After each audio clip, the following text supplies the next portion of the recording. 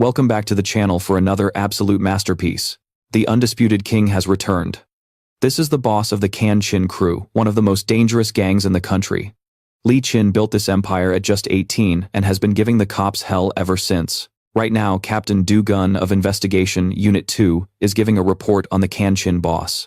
After some digging, they found that back in the 2000s, he united 8 notorious Seoul gangs, forging the most powerful organization in the city. And it wasn't easy. The 2 strongest leaders fought it out, bare knuckle, a fight that became a legend in the underworld. That was 2 years ago. This is what's happening now. This punk beaten beyond recognition is confirmed to be the last member of the Bijo gang, annihilated by the Can Chin crew. The detectives on the Violent Crimes Unit can't believe it. He apparently took down at least 20 members of that gang by himself. If that's true, he's a straight-up monster, taking them all down with his bare hands. The captain of Unit 2 shut down the chatter, telling everyone that even with a knife, this guy would still absolutely wreck you. This is not the kind of thug you can underestimate. On the other hand, they should have already caught Lee Can Chin by now. But what can you do? They're a savage crew, not easy to pin down. Still, they need more leads, something to crack this case wide open. The only thing Unit 2 knows for sure is that the Can Chin boss has vanished. But sooner or later they'll catch wind of him, because Jiang Sok-do of Busan has his eyes on Seoul, and here he is, the boss of the Can Chin crew, a classy gentleman who's always in his dress shoes. At 43 years old, he's getting a bit old for the hired muscle game. Right now, he's having a little chat with some other top dogs. The Can Chin, second in command, reports that Jiang Sok-do is meeting with his crew in Jeollado. Since most of them got kicked out of Gangnam, they have no choice but to team up with Jiang Sok-do. This has the Can Chin leadership worried. If those 2 factions join forces, their numbers will swell to over 1,000. Can Chin only has about 600 guys, all told. The odds say the winner would be either the Chung Chung or Gyeongwon Alliance. They know they need to recruit more members, but picking new guys now is tough, especially when everyone is scrambling for more manpower. Can Chin is getting pissed. This isn't the kind of bullshit discussion he wants to hear. The boss's expression shifts, making it hard for the others to even swallow. Finally, one of them speaks up. "Boss, the line of kids waiting to join is already massive. Should we start screening them?" The guy who just spoke is also part of the Can Chin leadership, just 3 years younger than the boss. But does this asshole really not know when to shut his mouth, bringing up that crap now? Realizing his screw-up, he immediately apologizes. These brainless fools are starting to piss the boss off. He tells Dudong to stay, and the rest to get out. After the meeting, he begins his own grueling journey. Just looking at these stairs is tiring as hell, but he's got to push through. This little climb is nothing. Earlier, when talking to Dudong, they discussed needing more members to stop their rivals, while also cutting down Jiang Sok-do's numbers as much as possible. But this forced him to remind Dudong of the oath they made at Taegu's funeral 20 years ago. Can Chin swore to himself that he would never again let his own people suffer losses. Taegu was an underling of Can Chin. The kid was so damn loyal that the boss vowed to never let his men get screwed over again. Back then, it only took a look, not a single plea. Dudong and the others stared at their boss, deciding if they'd follow him. In this life, they would bet everything and follow their boss to the end. So much time has passed. One crisis after another leaves a man with nothing left to say. Now, Can Chin suddenly brings up Dudong's kids and his happy, peaceful family. Maybe that's what's best for all of them, including Dudong, because to Can Chin, these low-life grunts, this scum of society, are the only family he has. So now he's ready to sacrifice himself for his men. So what if he doesn't want to get hurt? But Dudong is scared too. Scared his boss will get hurt, scared his boss doesn't see who his real family is. What happens to his family if he dies? What if the Can Chin crew runs out of members? Dudong wants his boss to know he doesn't have to carry this gang alone. And so he begs him, pleads with his boss not to do this. The response is Can Chin's ice-cold stare and a warning. If you're scared, get the hell out of the gangster life. And now, Can Chin stands before a flickering temple. Like every life or death showdown meant to wash away sins, a sudden rain begins to fall. This rain, damn it, brings back memories. Can Chin steps inside to pray to the Buddha. A weird move for a gangster, but I guess even he's got to be sincere about something, right? Just then, Can Chin's pupils contract in agony, his vision blurring. He looks down and sees his hands drenched in blood. He knows his hands are stained, and the vengeful souls he sent to their graves are coming back for payback. He's sure those bastards are already lying in wait for him. But he has to protect his crew, so he'll just let the hate build. I'll be back to repent later, Lord Buddha. Then he goes back outside to smoke on the steps. He can't help but think back to that fucked up business with Dudong, back when they were both living the gangster life. If he just had a better life, he wouldn't have to go through any of this. So Lee Kan-chin will do what needs to be done, and he sure as hell won't drag any clueless kids into this mess. The reek of Boss Lee Kan-chin's cigarettes is so strong, even the monk knows he's there. He wonders how well do you have to know a guy or pity him to find him just by the smell of his smoke. Yet the gangster actually offers the monk a cigarette. Of course he refuses. The monk says he's quit. In that case, Lee Kan-chin asks for just one thing: spare him the lecture. He can have all the money he wants instead. And with that, he shoves a fat stack of bills into the donation box. The monk's eyes narrow. If you think you can put a price on that tattoo some madman carved on your back, you're dead wrong. The monk's nagging starts to piss him off. Just as he turns to leave, the monk moves faster, suddenly handing Lee Kan-chin a length of rope. What's to explain? The monk warns him. If you want to die, do it alone. There are plenty of trees around here. Pick one and hang yourself. The way he says it makes Kan-chin laugh. Only the head monk would say something so blunt. Now, he has to go. His arrogant attitude clearly annoys the monk. Was that supposed to be an act of repentance? Or does stopping by before a hit somehow lessen the karmic debt? Lee Kan-chin's expression turns grim. He tells the monk something every gangster knows. No matter what, this life was broken from the start. The monk doesn't get what the hell he's talking about, but he knows one thing: this man is not as simple as his smile lets on. Then Lee Kan-chin runs out into the rain rope in hand. As he disappears, the monk whispers ominously, "You can only know if a life was wrong once it's over." Boss Kan-chin, weighed down by countless sins, steps out his dress shoes, now heavy with rain. A massive storm is raging. As Kan-chin runs from the temple, he's forced to a sudden stop. He sees the kids from before, the ones who were messing around in the temple. They're complaining about being stuck there until the rain stops. One of them whines, "Hey, stop screwing around and help me, I twisted my ankle." In that moment, a massive shadow looms over them. It's Kan-chin asking with a friendly voice if they need help. The kid with long, rain-slicked hair looks up at Kan-chin and asks him for a piggyback ride down. "And can you carry our bags too?" Kan-chin happily agrees, since today is a day for clearing bad karma. Riding on the huge man's back through the rain, the kid asks, "Aren't I heavy?" But Kan-chin just laughs it off. "This is why you gotta work out, kid." He adds that while hiking is fun, they really picked a bad day for it. Then the voice of the kid on his back changes. "Oh, we didn't pick the wrong day at all." Kan-chin's guard instantly shoots up. So much for good karma. The kid on his back pulls out a sharp little toy. Before Lee Chin can react, he realizes they picked the perfect day to assassinate him. The assassin jumps off, cheering and bragging about taking down the legendary boss Kan-chin. Blood gushes from a major artery. He staggers. He can't believe it. The boss took a knife to the throat and he's still on his feet. The assassin grins, absolutely thrilled. So what's the plan when a one-hit kill fails? Simple. It's time to end this fast. Clutching his bleeding neck, Lee Chin growls. "Jang Sok-do. Sent you right. Do you have any fucking idea what you're doing? Why ask a question you already know the answer to? Isn't this exactly the kind of work you do, boss?" Even now bleeding out, Lee Chin gives them an out. "Walk away right now, and I'll chalk this up to you being young and stupid." But with blades in their hands, they're ready to go all the way. "Fine," he says, then no more talking. Lee Chin, with the iconic tattoo covering his back, is ready to give them a warm welcome. "Come on, all at once. Today's my day to clear my slate, and killing you one by one is a pain in the ass." The words barely leave his mouth before a fist sends one punk's teeth flying. Seeing this, the others charge with their knives. But Lee Kan-chin is a goddamn monster. Even with a hole in his neck, he's still fighting. He's not slowing down. In fact, his speed is unreal. His power is brutal. One punch and you're fucking gone. But let's be real, 1 against 4 leaves openings. His back was wide open for a knife. So, Lee Kan-chin took a blade, so what? The guy who stabbed him was the one who was terrified, because the boss didn't even flinch. He just caught the blade and wrecked the guy. Lee Kan-chin's body is drenched in blood, a deeper red than the shirt he's wearing. The one guy hell-bent on killing him still won't quit and charges in. In a flash, he tilts his head, dodging the cold steel. Then he grabs the guy's arm, chokes him out and slams his head onto the steps. One hit, skull shattered on the spot. He never wanted to get his hands dirty in the first place. A demon like him already warned these arrogant brats they were gonna die. So why the hell didn't they listen? And now they're begging like pathetic punks. The guy in his grip keeps pleading for his life. He just wants to go home and see his mom. Lee Kan-chin lets the kid go, silently cursing the bastards who sent him.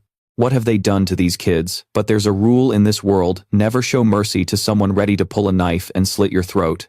Because they'll do whatever it takes to kill their target. Just like right now with 2 guys choking Lee Kan-chin from behind with the very rope a monk gave him. Is this the death the monk spoke of? Hell no, because Lee Kang-chin refuses to accept it. He fights back with everything he's got. With his blood-soaked hands, the attackers can only grit their teeth and pull tighter. But holy shit, Lee Kang-chin is a monster. He's freakishly strong. But even a beast like him can't beat blood loss. And right at that moment, the kid he just spared comes rushing back. He shoves the blade into his gut, giggling as he tells him one thing. The person who sent them was his own younger brother. The Kang gang, a monster who protected his crew from his youth right up to his death. What kind of agony is he feeling now? But it happens fast. The other two guys stab him in his left and right sides. Lee Kang-chin suffers an unimaginable pain as blood gushes from his throat. Seeing him still struggling, the others stab him again. The light fades from Lee Kang-chin's eyes. And this is how a legendary boss goes down. Under the cursed rain, the long-haired leader of the kids smirks. Who would have thought betrayal by a knife would be the end? What a humiliating end for boss Lee Kang-chin. One of them starts to worry. Why did they reveal who gave the order? That doesn't matter anymore. So the four of them report the mission complete and get the hell out. As for boss Kang-chin, he still can't believe this is real. He isn't afraid of death, but betrayal is a different story. His rage awakens the tattoo that's like his creed. Who knows what bastard inked him? Kang-chin opens his eyes in a daze. He's in a pool of blood, but he's younger, wearing a school uniform. In front of him, a guy is kneeling in the rain, begging for forgiveness. This scene feels so familiar, and his head is fucking splitting apart. Lee Kang-chin stumbles out of the car. His body is completely wrecked from falling from that high-rise. The kneeling kid sees Kang-chin can still move, and is overjoyed. Crying his eyes out, he rushes to hug the bloody mess. Kang-chin grabs him, demanding answers. You again, but the other guy has no idea what he's talking about. Just then, a sharp pain rings through his head. His vision goes dark and powerless. This is so fucked up. The image of the boy starts to blur. Is it the rain or the headache? He can't tell, but he's sure he knows that guy, and this bloody body. The pain is definitely real. A few hours before the storm hit, in an old building, where teens gathered to fuck around, things were getting wild. The pouring rain just added to the drama. A bunch of big-bellied thugs were smugly watching the entertainment. A show put on by a couple of pathetic kids, and among them were that boy, and Lee Kang-chin. Lee Kang-chin was in his Seoul High School uniform number 53. His opponent was Lee Min-gu from the same school. The big boss watching this show is getting annoyed, asking what the hell they're doing. It's the third round, and these two know each other too well. They were always the ones getting bullied, so Min-gu signals to Kang-chin, it's your turn to win today. But is that in Kang-chin's nature? The other punks get hyped, placing their bets on Kang-chin. They were sure he was strong as hell. But the guys who bet on Min-gu made a threat. If their boy loses, they're paying his mom a little visit. These sons of bitches are using his life, his friend's life, even their families for a bet. This pisses him off so much that tears well up. The boss can't believe Kang-chin just called him a dog. He furiously storms over, daring him to say it again. Lee Kang-chin doesn't repeat himself. Instead, with tears streaming down, he apologizes to his mom. The ringleader is completely lost. As soon as he's done speaking, Lee Kang-chin makes a run for the railing. Who knows what floor they're on, but the fall is deadly. Kang-chin stops short. He glares at them with pure hatred and demands, "You sons of bitches, watch closely." With a final act of defiance, he dives at breakneck speed, and without a miracle, he's about to be a red smear on the concrete. And just like that, Lee Kang-jin dies on the car below. The bloody mess sends the local gangsters into a frenzy, because a scene like this is gonna bring the cops sniffing around. Just then, the blonde-haired boss turns to Min-gu. "Why'd you have to hit him so hard?" Min-gu, terrified, bursts into tears. Did he really beat his friend so badly he wanted to die? That's how the gangsters got into his head, convincing him he was the reason his friend tried to kill himself. Then they get all friendly with Min-gu, wondering aloud, should we report you to the police? Crushed by guilt, the kid doesn't know what to do but run downstairs crying and begging his friend's corpse for forgiveness. But then, out of nowhere, a leg dangles down from the car, and the corpse rolls off and starts doing push-ups. Min-gu is so overjoyed he throws all logic out the window and rushes to hug his friend who's somehow not dead. But as you can see, this Kang-jin instantly grabs him by the collar and growls, "What the hell did you do to me?" His friend is totally lost. Even the infamous boss Kang-jin has no idea how he ended up so wrecked. After that, Min-gu rushes the blood-soaked Kang-jin to the hospital. He also calls Kang-jin's mother. Min-gu himself only has a few scratches, so he's fine. But Kang-jin's mom is sick with worry, wondering what the hell happened. Just as she's about to ask, she gets a call from work. They're pressuring her to come in. Nothing gets resolved and Min-gu hesitates to tell her the full story. Simply put, she's completely swamped. So, Mingu tells her to go, promising he'll watch over Kangjin. But she refuses. After 2 days in a coma, her son will need her when he wakes up, and Mingu feels the same. He doesn't want to leave either. His guilt will only ease when he sees Kangjin wake up. Kangjin's mother is incredibly grateful. So she finally decides to go slave away for her corporate overlords, trusting Mingu. After she leaves, Mingu peeks into the room. To his shock, Kangjin's eyes are wide open, staring blankly without blinking. Outside, the sun is rising. Mingu doesn't get it. Why is he awake, but hasn't called his mom? Why is he just sitting there completely zoned out? It's because the current Kangjin's mind is in overdrive trying to process everything. The bottom line is, he was already dead. But for some fucking absurd reason, he clawed his way back from the grave, into the body of a kid with the exact same name. Seeing his friend's blank stare, Mingu starts crying, begging him to say what's wrong so he can fix it. Kangjin just keeps staring, making the kid panic even more, but then, it clicks. He's alive, and he's in some high schooler's body. The news is reporting on the search for the missing leader of the Kangjin gang, a search that ended after his accident on the Duyim coastal road. Kangjin's mind is blown as he watches the news about himself. Police have set up an emergency patrol near the temple, where Leader Li's funeral is scheduled to be held. Kangjin urgently asks Mingu for cash. Of course the kid is broke. But Kangjin isn't waiting. He just tells Mingu he'll be back. Before the kid can even react, he's already ripping off his hospital gown. Mingu frantically asks where he thinks he's going. When Kangjin doesn't answer, Mingu grabs his shoulder. But the gang boss's reflexes kick in, sending the kid flying. Clueless Mingu scrambles to chase after him. "Your mom's coming back," Mingu yells. But he doesn't give a damn. Right now, Kangjin's mind is a total mess. He doesn't know if anyone else survived and woke up like him, but that doesn't matter now. What matters is that damn thing those punks said. The ones who sent them to kill him were his own Kangjin gang. White-hot rage boils up from the pit of his stomach. If that's true, then today isn't Li Kangjin's funeral. It's the funeral for the entire Kangjin gang, and he's going to slaughter every last one of those traitors. A short taxi ride later, the infamous boss arrives at a place covered in funeral wreaths. Kangjin looks utterly ridiculous. He's literally attending his own funeral, but he's not here to mourn. He's here to demand why they betrayed him.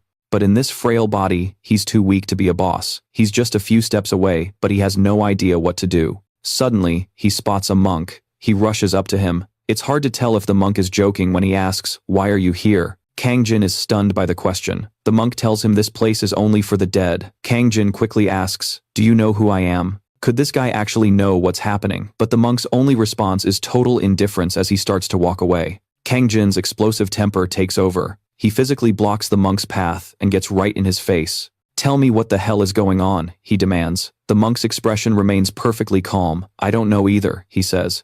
And with that, his last hope is crushed. If even this monk is clueless, Kangjin is truly lost. All he can do now is curse and keep moving.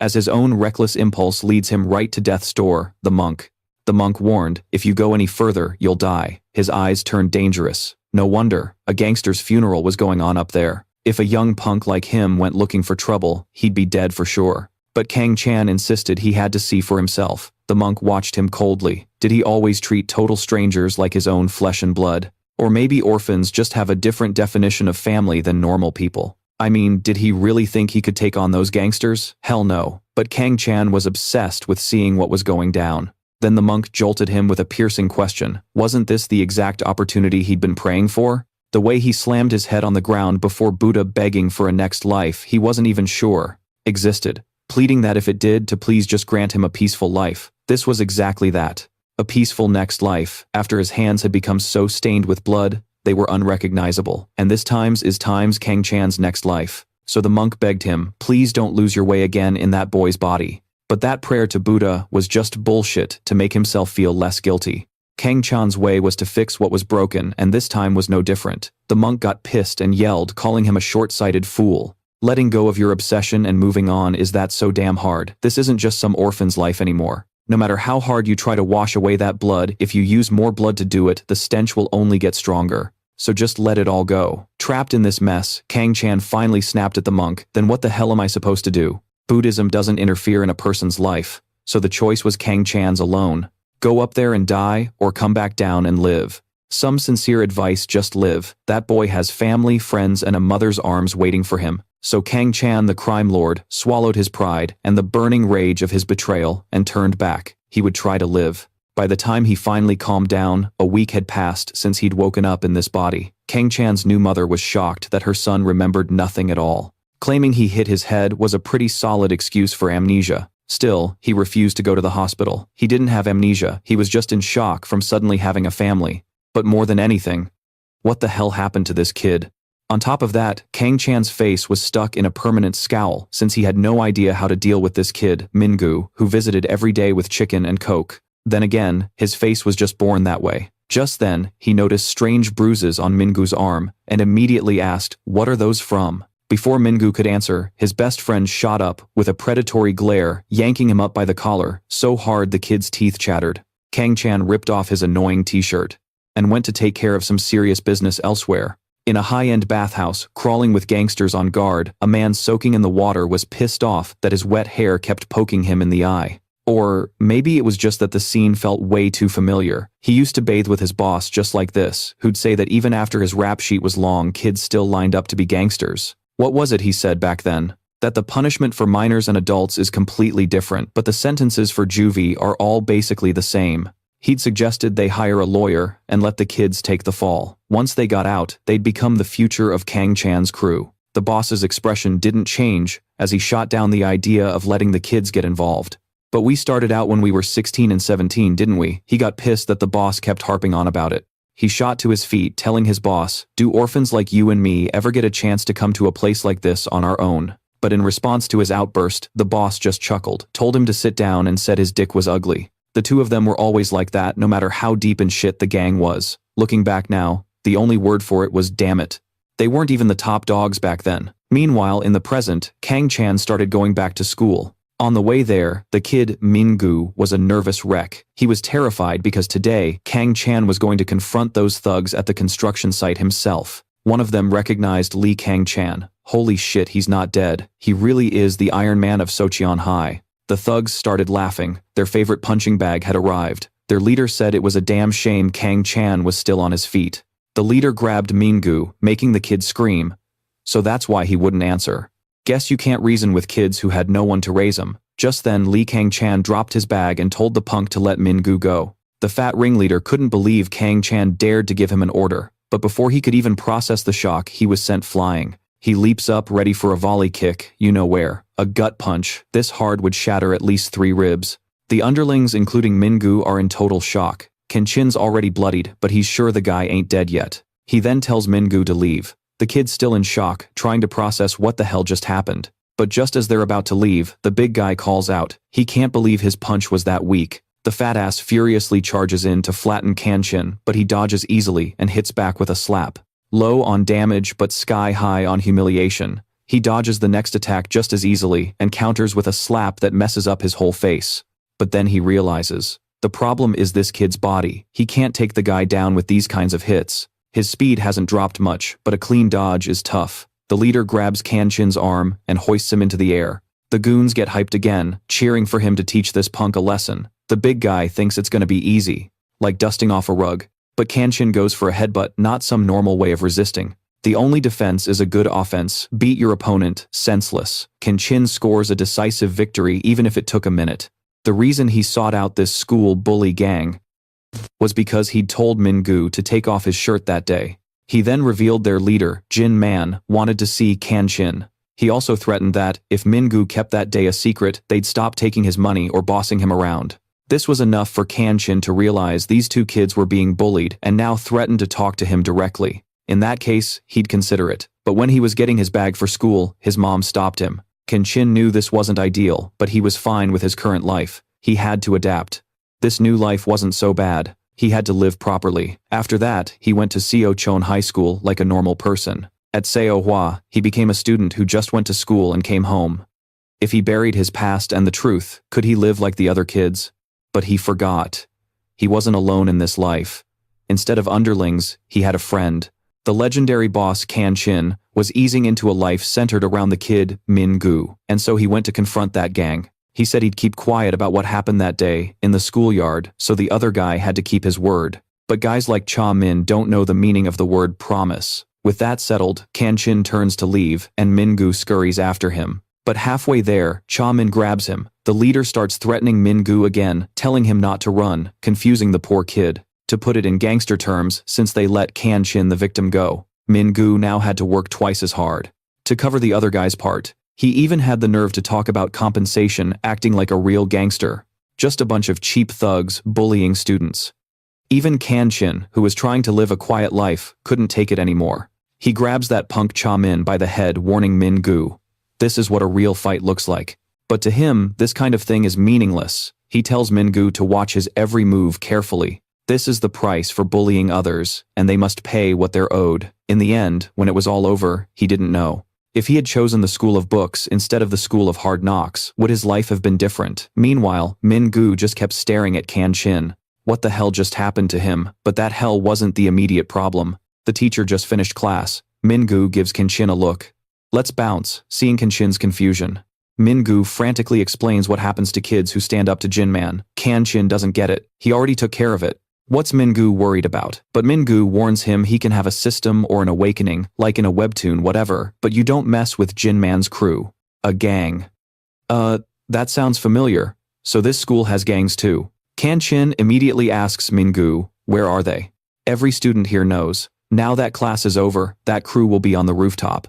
Then let's go to the rooftop. What? Wait up, but a legendary boss never runs away. It was just like the year the Seoul district was being redeveloped. Kan-chin had been here before. He beat the living hell out of the thugs in this place. Kan-chin was 26 back then. The guy he beat to a pulp was Jang Tae of the Beolgyo crew. Everyone in the underworld had to take notice, as they got a taste of Kan-chin's fists. Du-dong, his 5-year-old right-hand man, was with him. With just a handful of guys, they completely crushed the Beolgyo crew. Even if it was a bit exhausting. Now only this guy was left, someone who wasn't afraid to die, and was still smiling. Fine. He respected that. Earlier, he and Du-dong had scouted this place to prepare for the cleanup. He orders Du-dong to get a feast ready because tomorrow they'd finish the job and celebrate. Just then, a bald guy shows up to greet them. Obviously, this ain't a friendly visit. These guys definitely aren't here for soju and barbecue.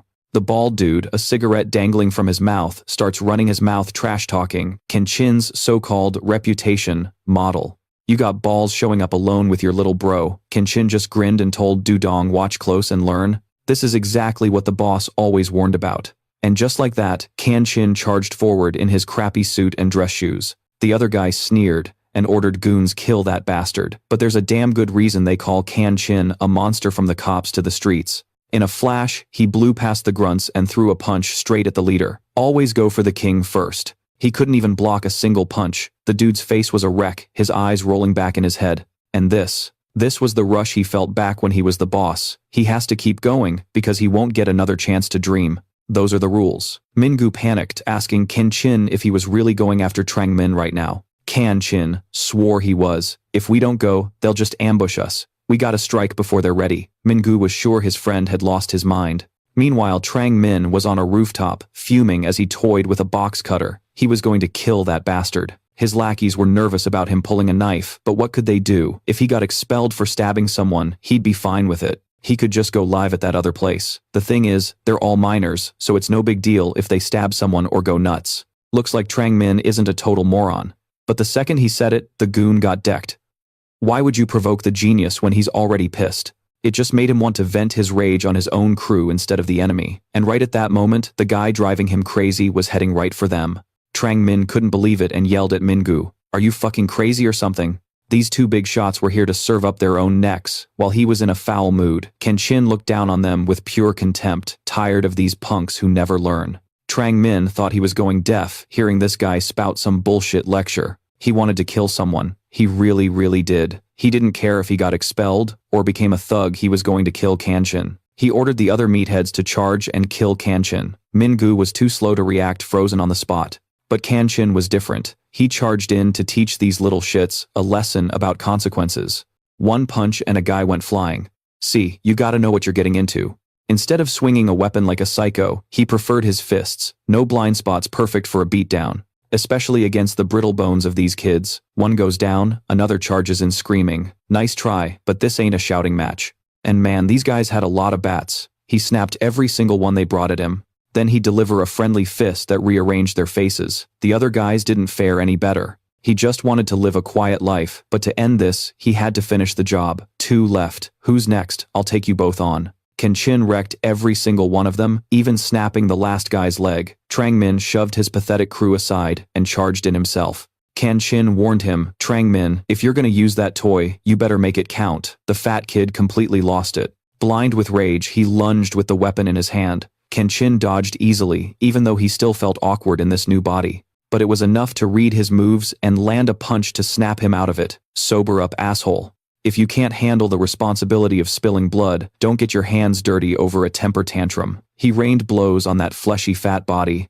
He didn't stop until Trangmin was completely unable to fight back. Then Kenshin warned the little punk, you end up in juvie, half of you will graduate to real prison, the other half will spend their lives locked up, so don't be stupid. Not wanting to look weak, Trangmin kept cursing, you bastard, is that all you got? Kenshin ordered him, look into these bright blue eyes.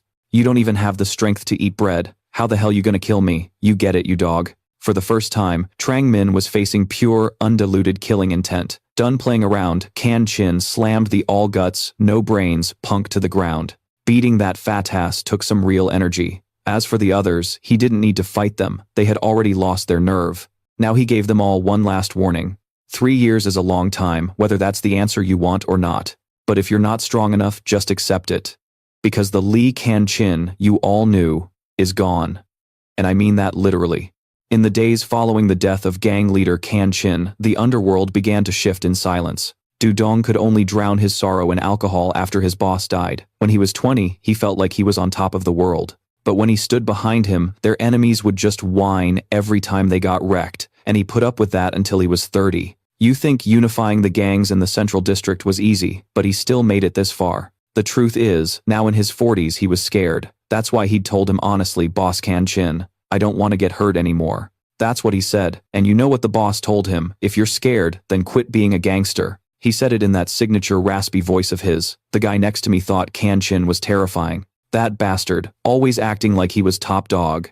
After all that crap, he thought they could finally relax. Now the Kenshin gang is just the lucky crew whose boss died.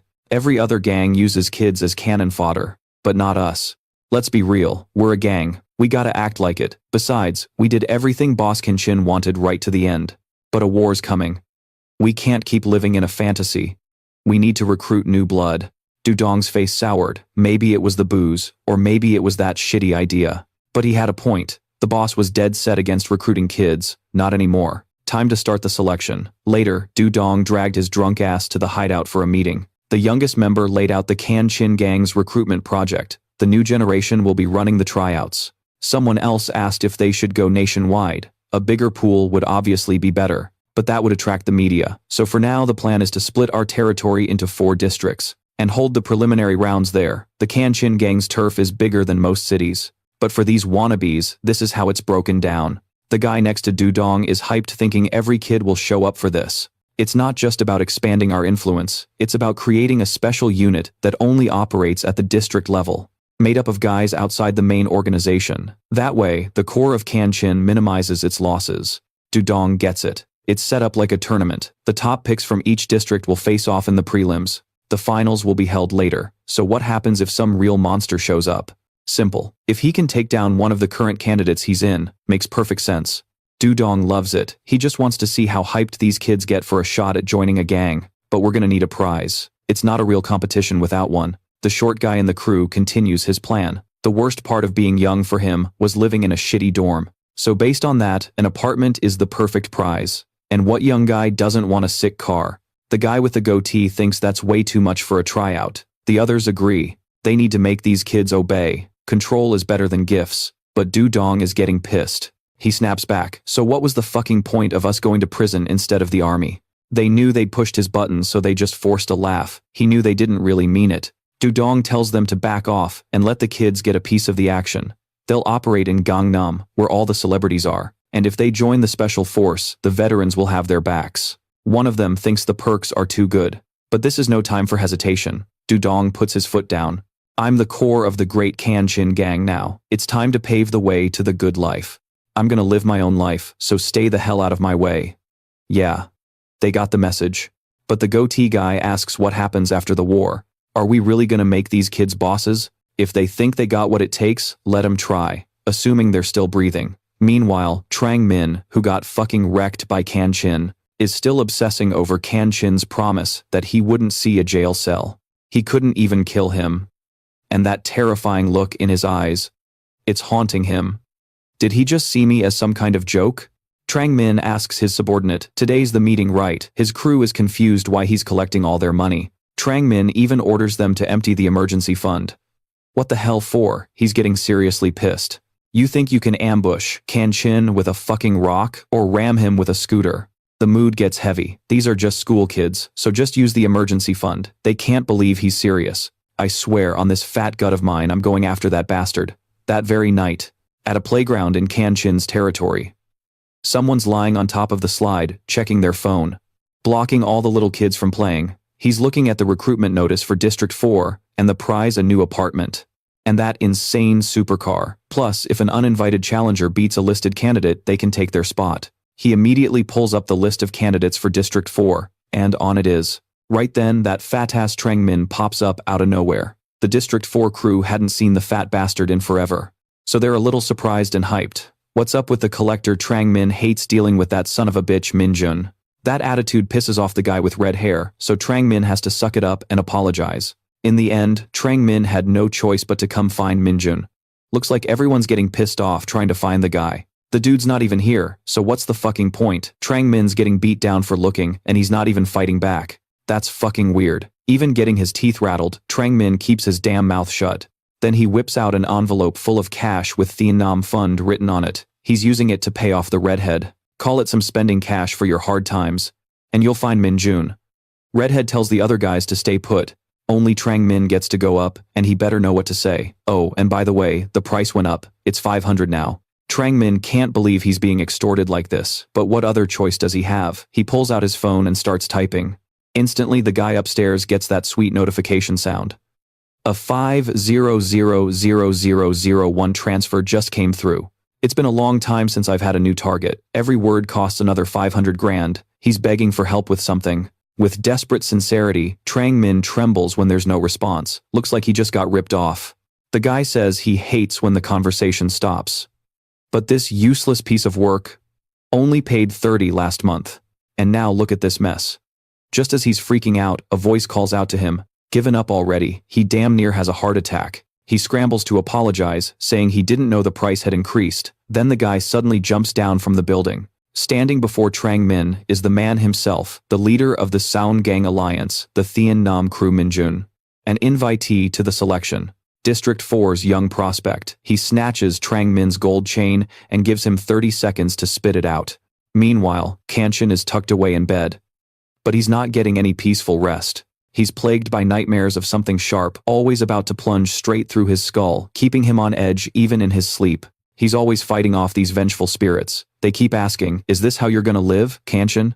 Both your hands are useless now, huh? The damn trauma just piles on, especially since he thought he had everything under control. But in the end, he got shanked by a bunch of fucking kids. Regret it, feel cheated. All these ghosts are just waiting to swallow his soul. A pretty humiliating end for a big shot gangster.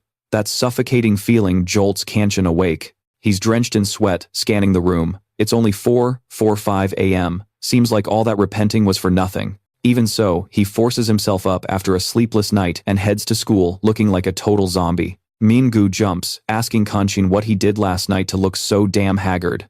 And Kan Chin has no idea how to even answer.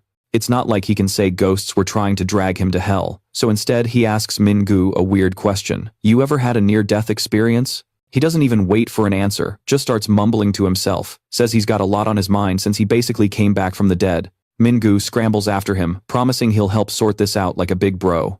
So just tell me, man. Halfway through the school day, it's gym class. Min Gu takes the chance to mock Kan Chin's scrawny physique. Trang Min and his crew are also at school, but they're on the hunt. He's sure that after today, Kan Chin won't be laughing anymore. But one of his goons asks, is Min Jun really all that? And what's this, about a wrestling club? Speak of Min Jun and everyone knows the name. He's that transfer student from the 3rd year of middle school. Even Trang Min goes pale thinking about that psycho's history. Min Jun was in the wrestling club from the very beginning. Some guys joined the wrestling club to get serious. Others just fucked around and got yelled at for it. For the guys who were serious, it was all about building a career and prepping for matches, a total grind. So Trang Min tried to stay out of any useless drama, but those careless bastards ended up succeeding as coaches. Anyway, for those dickheads, it didn't matter if they trained or not. So where does Minjun fit into all this?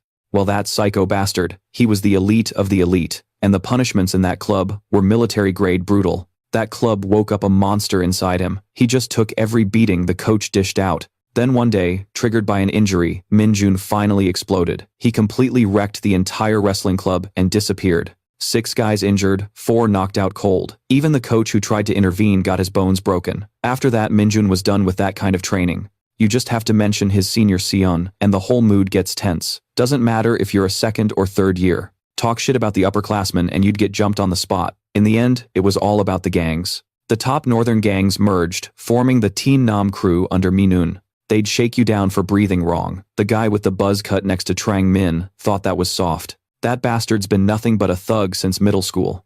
The same Minun they're talking about is now hunting for a hotel in Gangnam. He finds the Ruyi Hotel and gathers his crew. He asks them, who's the baddest gang in all of Korea? They're not sure, but in the central district, it's gotta be the Kang Jin gang. So what's Thien Nam's big plan? Their goal is to join the Kang Jin gang. So Minun tells his boys that Kang Jin is holding tryouts. This bombshell gets all the young thugs hyped as hell. But Minun warns them they're only recruiting the top dog from each region. The whole vibe dies instantly. What kind of gang holds tryouts like it's a damn exam? Still, the prize is your own private apartment, a supercar and control of a nightclub. Plus, you get treated like a captain. You telling me that's not worth it? Speaking of top dogs, what's the competition looking like? Minun reads off a list of total scumbags. Guys like Hoang Dong-hyuk and Kang Min-hyuk will be there too. But it doesn't matter. His crew trusts Minun. But here's the catch. It seems only Minun will get recruited. Minun's expression turns grim. If it was just about him, he wouldn't have even told his crew. Then he plays a recording from the other side. If a candidate who has unified their region has their own crew, we'll evaluate their skills. If they pass, the whole crew gets in. Hell yeah, this means they're all about to join Kangjin. Their lives are gonna blow up, so they have to trust and follow Minun. But one guy remembers that list and asks what Minun's plan is. Simple, go hunt down a few of those bastards. Gotta beef up their savings, right? Just then, one of his guys shows Minun a video and starts talking. His little brother goes to Socheon High. The kid's a real problem, always hanging out with his gang on the school roof, causing chaos with his buddies. But he sent this insane video. It's a crystal clear shot of some guy named Kang Jin taking everyone on solo. That image immediately grabs Minun's attention like a predator locking onto its prey. This prey has some damn good fists. Minun asks his guy, is he just some bookworm? So how about a little warm-up and a quick payday before the tryouts? Hell of an idea. Kill 2 birds with 1 stone. Meanwhile, other games are going down in the underworld. Just a friendly little round of golf. The man with the club gives a friendly tip. Mr. Kang, keep that chin up or you'll lose points on the downswing. Then he takes his stance. He hits a perfect shot with flawless form. We don't know what happened to Mr. Kang, but the man gives his crew their next assignment. After blowing off some steam, he mentions their partners have gotten sloppy lately because of their busy schedules. But this crew here has been crushing it on the tough missions. These 4 are the assassination squad. They're the ones who once tried to assassinate Kang Jin. Their leader, the long-haired guy, is Song Hyung-soo, a member of the Kang Jin gang. And he's only 20. The white-haired man giving the orders is the one who met with Kang Jin before the youngest executive in the organization. Now he's giving these 2 0-year-old kids a new mission. One that will decide the entire future of the gang.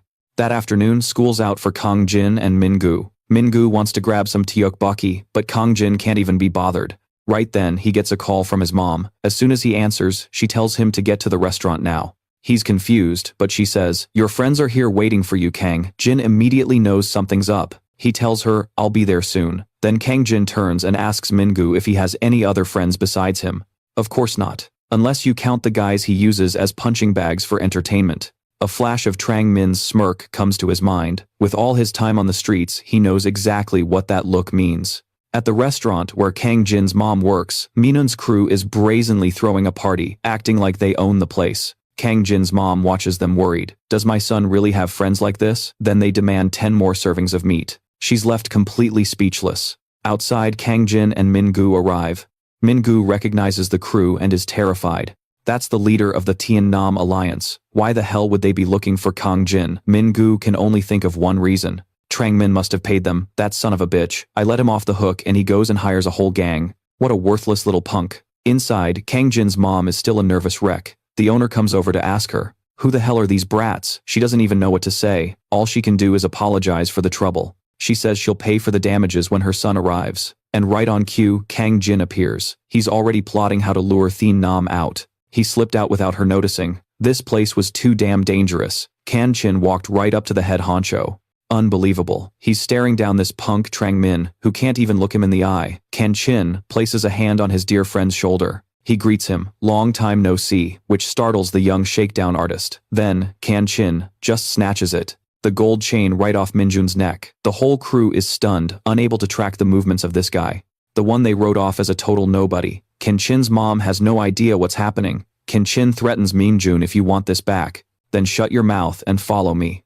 The face of the Thien Nam Federation leader instantly darkens. As for his lackeys, they look completely wasted. Kan Chin then tells his mom that his friends are tagging along, but since they're all drunk, he'll be the one to take them home. In return, Kan Chin's mom doesn't ask any questions. She just quietly takes his hand. She understands and accepts everything about him. Now the moment of truth with these so-called friends has arrived. He grins. He cheerfully tells the kids, it's time to get out of here. The whole group, including Kan Chin, ends up in a nearby derelict alley. His only thought is that the woman must be worried, so he has to end this as fast as possible. A moment before, one of Minjun's lackeys tried to flex his authority, but before he could finish his sentence, his smart mouth got grabbed. Like I said, he needs to end this, fast and clean, no time to bullshit with these punks. These guys cover for each other well. One goes down, another takes his place, but Kan Chin just decks them all anyway. He's not holding anything back, but he's definitely not going to kill them. Minjun's right-hand man can't believe the scene in front of him. Then suddenly Minjun himself takes off his jacket and charges in, while Kan Chin is busy with a henchman. Blood gushes from the guy's nose. By the time he realizes what's happening, it's too late. Minjun rushes in like a speeding arrow and tackles Kan Chin, then uses a wrestling move to slam Kan Chin on his back. Kan Chin has to protect his head to avoid a neck injury, his arm already badly bruised. If he hadn't reacted to that, he'd have a broken bone for sure. Minjun is supremely confident, thinking he's lured Kan Chin into a trap, but who would have thought? He stands right back up, a battle-crazed hype still on his face. He's thrilled to have found a decent opponent. The whole alley falls deathly silent. This is the Kan Chin they look down on, and he's not showing a shred of fear. Minjun is so pissed, veins are popping, daring this reckless bastard to even try and keep up. With that, Minjun lunges forward at lightning speed. Kan Chin dodges every single move. Then the guy uses his head like a charging bull. A move that predictable is easy to read. He sidesteps and uses his hand to grab the guy's head. He's not done yet, adding a knee to the bridge of his nose to redecorate it a bit. Minjun gets knocked back. He flips back, lands on his feet, determined not to go down like the first time. The kid's bleeding now, so his mouth gets cocky. Kan Chin actually compliments him, saying he's pretty strong for a punk his age. For Minjun, everything has a first time, like now. Being compared to some little punk, he's staring right into the eyes of the boss Kan Chin. Just then the cops have already surrounded the place. The Thien Nam crew scrambles to their feet. The one who called the cops was Kan Chin's mom. The redhead urges Minjun to run, but he's grinding his teeth, refusing to accept this. If this guy gets caught, it's going to be huge trouble. In the end, for the sake of the long game, Minjun turns and runs. Kan Chin almost managed to wreck their shit with his boss-level aura, but he completely failed. When it came to his mom's lecture, she grills him, "You were just taking them home, so why were you fighting there?" Kan Chin has nothing to say and looks away. Man, she is seriously pissed. But as she says, if she hadn't called the cops, things would have gotten way worse. She even suspects, were those the same guys who hurt you before? In this situation, he can't deny that this body belongs to her son, so he can't just confidently declare he won't get hurt. Just then, her words pierce deep into Kan Chin's closed-off heart. She's sobbing painfully, pouring out her feelings for her son. To prevent people from saying he grew up without a father, she worked her ass off from dawn till late night, never taking a single day off. So if anything were to happen to Kan Chin, she wouldn't know how to go on living. For the first time, this orphan is receiving a mother's love and her heart-wrenching scolding. So, Kan Chin has no idea how to act or what to say, but there's no right answer here. All he can do is comfort his mom and promise her this won't happen again. Even he feels ashamed for going all out against those kids. As for Minjun, after that psychological trauma, he just keeps replaying that scene. Kan Chin told him he was pretty strong for a kid his age. At the time, he was furious, but what else was the guy gonna say? He had hesitated, wanting to hear what came after the but damn it, all the cops showed up. So now he summons Trang Min and his crew. Minjun orders the guy to raise his head and get closer. The dude looks like a fucking demon, so no wonder Trang Min is terrified. The redhead asks Trang Min if he was the one who was bullying for Kang Jin for the past 3 years. He then tried to triple the price so Jiang Min was gonna bail, but suddenly Minun ordered him to get up here. The chubby kid knew this was bad news, but an order was an order. The atmosphere was suffocating. It's just a playground slide. So why does it feel like a demon's lair? Just then, a noise came from inside. Jiang Min was thrown out his face, a bloody mess. Minun asked the other goon if he knew where the guy lived. This clearly wasn't over. Meanwhile, on Mingu's side of town, things were deceptively peaceful. His grandpa was still refusing to take his medicine. He kept saying he was fine, but Mingu insisted on buying some pain patches and told him to wait. Sprinting into the street, Mingu decided he had to find a job after graduation to take care of his grandpa. Right then, someone suddenly blocked his path. The guy screamed like a maniac, "I found Mingu." Before he could process it, the psycho was yelling about how 5000001 was his for the taking. Another guy appeared behind Mingu. They were looking at him like he was a cash prize. The two thugs slammed him against a wall, wailing on his head and face without giving him a chance to fight back. But this time Mingu didn't cower in fear. He grabbed one of them by the throat. He wanted to change. The guys beating Mingu froze. They thought the kid had finally snapped. But the person who was most thrilled was Minun. He appeared right above Mingu and taunted, "You got balls, then let's see 'em." Before Mingu could react, Minun dove down, smashing a fist straight into his skull. The result, Mingu was completely knocked out. The next morning, at the gates of S Block prison, a major boss finished his sentence, and his crew celebrated like their king had returned. This was their leader, Hwang Dong-hook. He walked over to the motorcycle he hadn't ridden in ages. Every night, every single moment he had dreamed about his beloved bike. Just then, some uninvited guests arrived. A pitch-black car screeched to a halt in front of them. Sitting inside was Hwang Dong-hook's senior. He chuckled and asked Senior Huin Shu, "What brings you here?" The other man motioned him closer, then, with a stone-cold expression, told Hwang Dong-hook to drop the title and the attitude. He was being ordered to operate in this territory. As for him, he was going to tear up the whole country with the Kang Jin crew. If he didn't fix his attitude. The moment Kang Jin was mentioned, his demeanor changed. Meanwhile, Kang Jin himself was rushing to find Mingu, who was now in the hospital. Outside the hospital room, the police were questioning Mingu's grandpa about where he went last night, but the old man had no clue. He just had some back pain, and the kid went out to buy some medicine.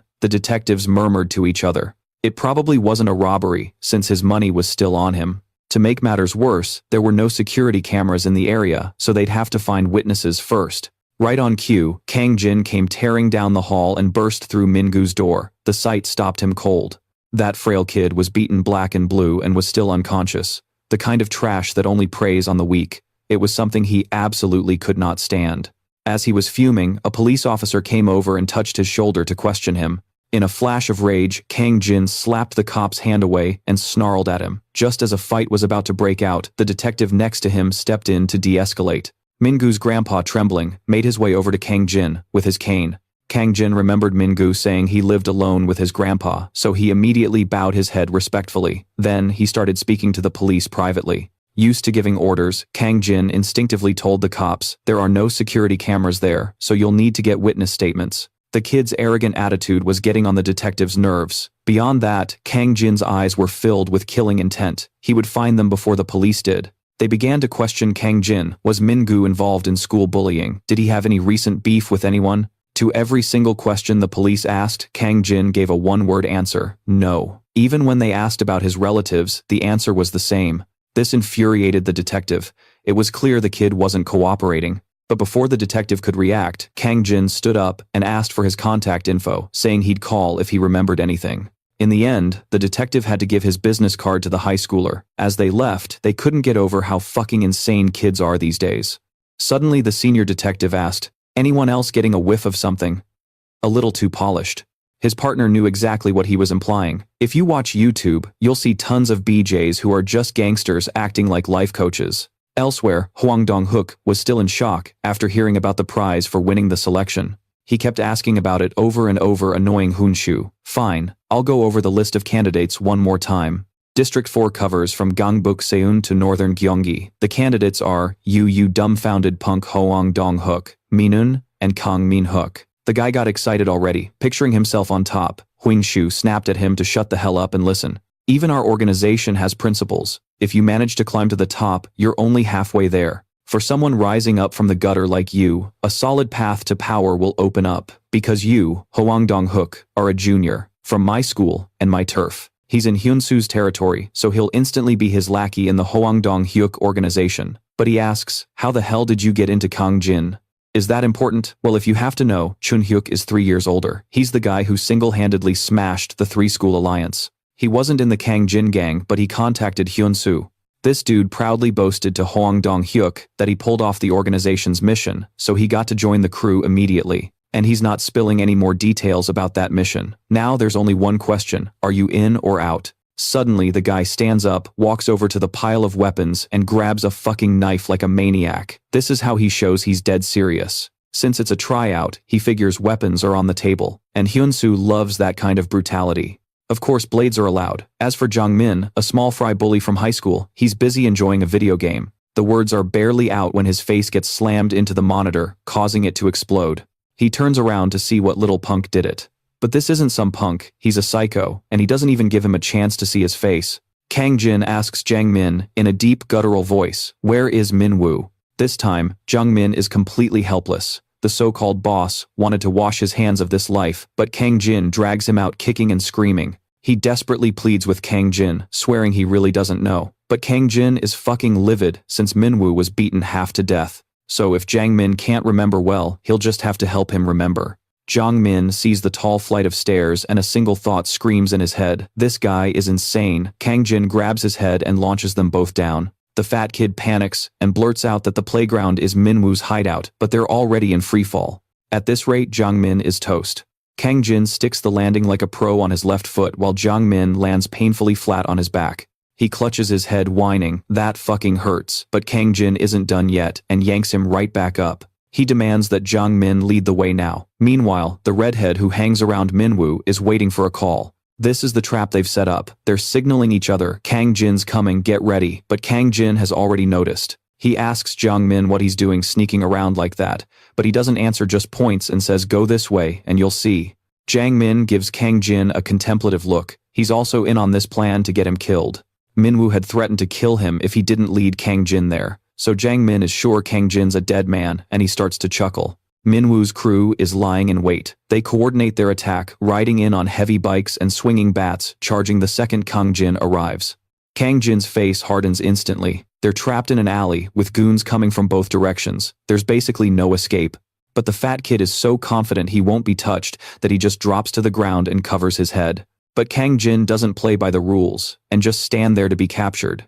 Jang Min never saw this move coming. He leaps up, kicking off the wall for momentum. Then, a single kick sends two guys on motorcycles flying. They both crash backward, a nasty critical hit.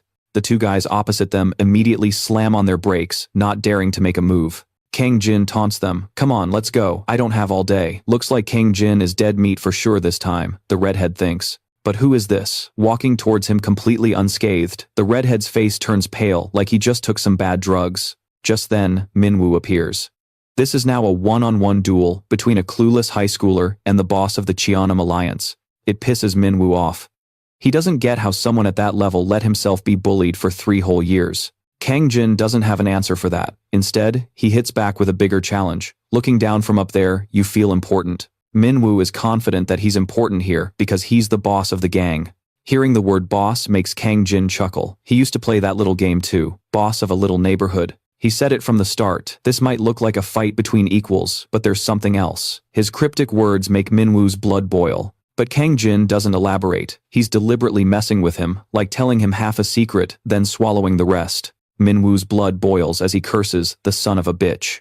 With that, he charges forward like a bull. Kang Jin easily reads and dodges his simple moves. Like he said before, a guy like Minwoo is only good for bullying kids his own age. But when you mess with your elders, it doesn't matter how loud you scream. There's only one outcome, you get your ass beat. There's always a bigger fish. Don't start calling your opponent a bastard just because you can't win. Minwoo clutches his throbbing arm where Kang Jin hit him, trying to figure out how to take him down. If he could just land one punch. But the truth is, this kid is way too green to be fighting with the big dogs. After 2 feints, Minwoo confidently throws a real blow. His elbow connects right with Kang Jin's face, but his opponent's expression just says, "Are you crazy?" As blood drips from his nose, Kang Jin just chuckles. Still drooling, "Minun, you think one punch was enough?" Kang Jin stomps right on his knee joint, making the punk howl in agony. Then, with lightning speed, he nails him with a brutal uppercut. "How's that? Now that's how you fight." But Minun refuses to give up. He actually gets back on his feet. Gotta admit, his wrestling background makes him durable.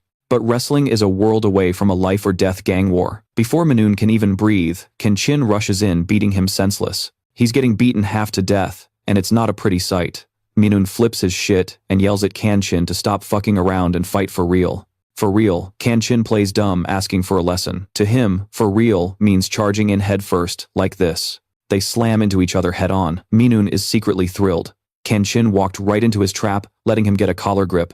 In a wrestling match, he'd be the guaranteed winner. But what the hell is that finger doing? Kang Jin has zero interest in playing fair. He jams a finger straight into Minun's eye, causing unbelievable pain. Kang Jin admits it, this guy is strong. But he's never faced anyone stronger than him, so it's about time he lost that eye. As he says this, Kang Jin lands another brutal hit.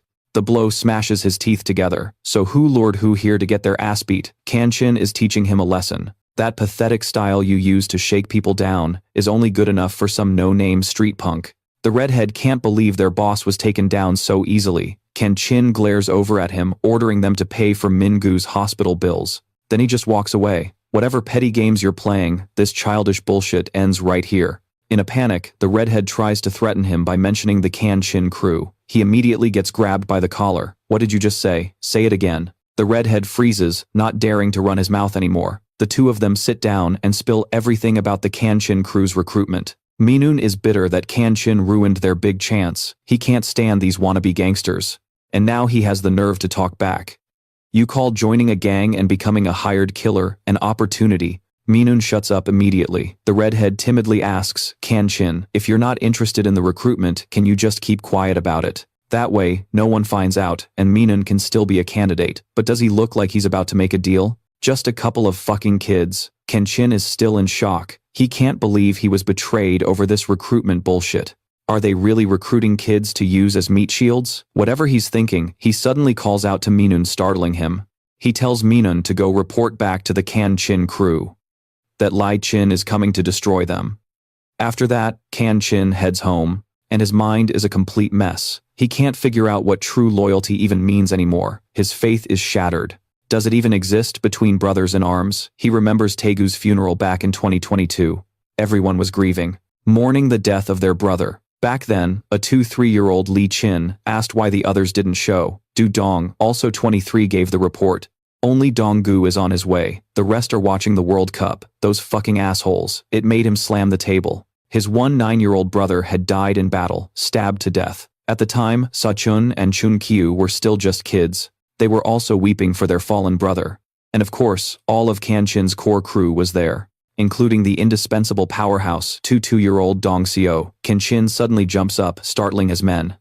His phone rings, but he ignores it. Because those assholes were spewing bullshit about the younger generation, lacking strategy about prosecutors and high-level officials. One of them even wanted to handle the kids in the Kang Jin crew because they were just teenagers. That made Kang Jin's blood boil right there at the funeral. They looked down on them as kids, and instead of attending, they called it bad luck and said watching the World Cup was more fun. Motherfuckers. Kang Jin wanted to wreck them all. Just as he was about to move, someone faster stopped him. It was Du Dong. "Boss, if you attack now, we're all dead men."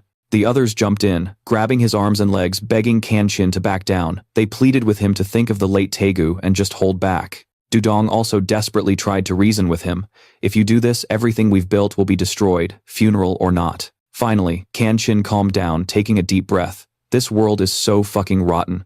Du Dong and the crew swore to him, "Boss, we'll follow you no matter what from now on, so please just for today, hold back." He looked at each of their faces, seeing them as his own flesh and blood, and he promised, "It doesn't matter what you do, I'll always be watching you."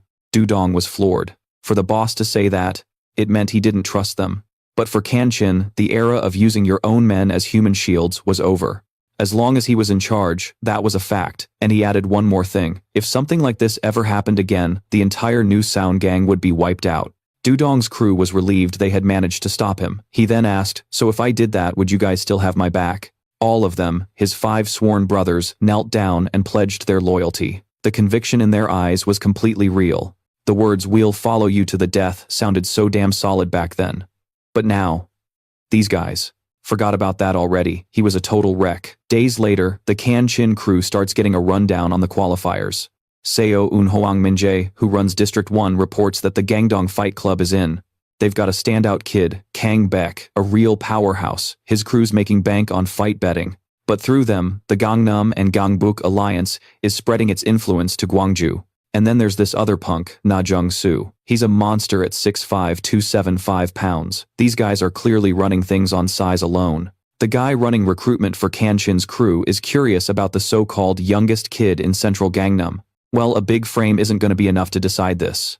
Years ago, Boss Kanchin was just like that. Right then, the District 2 supervisor looks pissed. He says, Kim Igu in Gangnam is an exception. There's no competition there, and that dude is something else. He's a flashy, rich boy, more worried about his shoes than the recruitment. Meanwhile, Kanchin is still haunted. Haunted by the fact his crew was tied to the assassination. Just then, some kids fooling around bump his shoulder. He's at a school, so it's normal. Luckily for him, these kids seem clueless.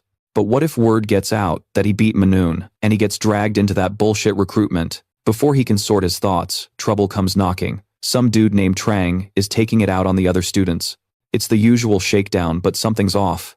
Kanchin has his arm around Trang, who's sweating buckets. Everyone at school can't believe their eyes. Kanchin is buddies with Trang Min. Kanchin calls him bosses, and asks for a word, completely blowing his mind. Out in the schoolyard, the tables turn. Kanchin sits him down, and reminds him, instead of playing boss here, he should be collecting money off campus. This is the same guy who never dared to look him in the eye. But Trang Min seems to have suddenly forgotten all that. The past. When was that? Kanchin gives him a death glare to remind him. Then he orders Trang Min to handle the guys who know about the recruitment. Kanchin will act as his underling on the outside. And after that, Trang Min asks. For asking too many questions, he gets a fist to the face. That's his answer. Kanchin warns him, "I catch you harassing kids again, our deal is off." First things first, he's ditching school. From now on, he has to sort out this mess. That night, Kanchin's mom is shocked when he says he wants to learn to operate heavy machinery. Over dinner, he tells her that since he sucks at school, there's no point in trying. She fully supports his decision. He'll start next month, and she promises to pay the fees. But not wanting to be a burden, he makes up an excuse. He says there's a place that teaches students for free, and it looks like she bought it. Turns out, there actually are 500 free training slots. The roar of machinery fills the air, along with the foreman's gravelly voice barking orders. This bald old bastard is on a power trip, bragging about providing the free yard and equipment.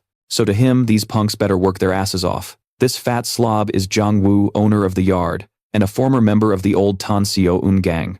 The old man's drinking and bitching. Kids these days have no goddamn drive. Just then, Kanchin walks in. He remembers him from his past life. They weren't close, but that arrogant, violent temper is unforgettable. Kanchin easily snatches his hand and yanks him off balance. He says the one name everyone in Tan Seo Un feared, Chin. "I'm here to collect a debt." Startled, the old man rips his hand away. He stares at the kid, his face drained of all color. About that debt, we have to flash back to 2009. At the Tan Seo Un headquarters, the boss back then was Cha Dong Seob. He always smoked when things got serious. His old comrade Oh Rong-gu, a leader in the Tan Seo Un, is refusing the big boss's offer to get into the drug business. But the boss thinks he's just scared for his own ass, not the organization. Oh Rong-gu pounds his chest, swearing his loyalty. "Whatever you say, I'll do it. I'll come running at a moment's notice. But getting involved with drugs is too dangerous for the gang. It'll just get the young guys hooked." So this bastard has second thoughts, huh? The conversation is over. The boss dismisses him, sending him straight to his death. Dudong gets his orders from the Tan Seo Un boss: bury someone alive. That someone is Boss Rong-gu. They can't disobey an order, they have to do it. Back then, before Kanchin was the boss, he'd handle the dirty work himself in place of his men. Dudong worries, his boss can't handle it. The hole is deeper than he thought, but Kang Jin tells them to back the hell off. And if this goes south, he'll take all the heat. He'll take the fall, so they need to get lost. Donggu stares down the shovel, a harmless tool that could send him straight to hell. Kang Jin takes a long drag from his cigarette, buying a little more time to talk to the boss. When you started selling drugs, you didn't just dirty your mule's hands. You drove the entire organization into the ground. So, he's guessing you didn't do it. Which means, his choice is to let you walk Donggu. He's just repaid all the favors that he and Dudong owed the gang they built. Kang Jin decided to leave the crew back then, but the grudge against him and Dudong was massive. To rebuild, there was still a debt to be paid. This damn bastard, Donggu, just can't bring himself to hate him, so this is goodbye. Kang Jin tells him to lay low and live a quiet life. Fine, but Donggu warns him, Kang Jin better come back to collect that debt one day. Oh, he'll collect, but it's better for everyone if he never gets the chance, and right now, that raging hothead is here. He can't believe it. The guy who saved his life, Kang Jin, is now here to collect his debt. He figures he's just wasted, and asks again, who the hell are you? But he gets only one answer, a monster. Alright, he must be drunk. Maybe he should quit drinking for good, since he's now hallucinating about Lee Kang Jin. Kang Jin just chuckles, saying, quitting booze is a great idea. But this is no hallucination.